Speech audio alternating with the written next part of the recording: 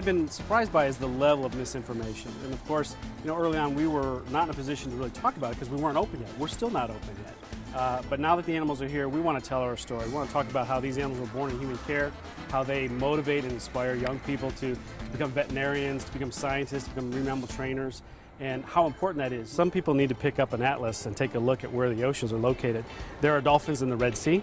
There are dolphins in the Sea of Cortez, which is bounded by Sonora, the Sonoran Desert. If you take a picture of the landscape, I have a screenshot of a vaquita surfacing at the water, and in the background is the land behind it. It looks like Camelback Mountain. It's barren desert. So nearly 1/3 of all marine mammal species can be found in the Gulf of California.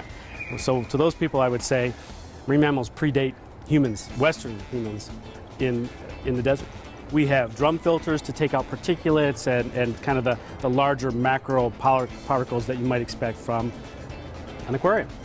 We have protein fractionators, which break up those proteins into something that we can then flush down into the sewer system. So we have a variety of mechanisms, not just one method. We also have divers that dive to clean up algae and so forth. The federal government sets the standards of minimum standards of care for all zoos on all zoo animals on public display, particularly cetaceans like bottlenose dolphins.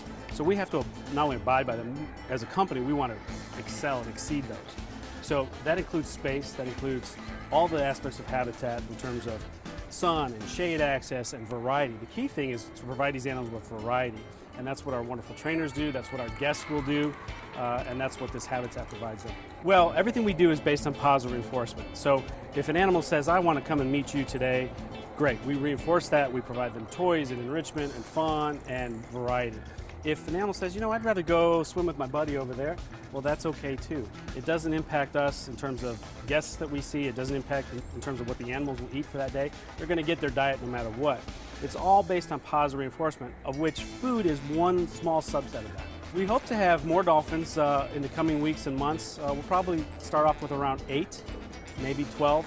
But that's probably a nice, comfortable value here. Believe it or not, we actually have capacity here based on those minimum federal standards to hold many more animals here. But for our purposes and for our operation, we think a good number is somewhere between 8 and 12. Anyone can do this and say they've conserved a species or done something to save the planet. But getting out and working hard like these trainers, like our veterinarian, like our scientists do, that's real conservation. And I hope people here in the Valley appreciate that and come and see what we have to offer, because I think they'll be very pleased.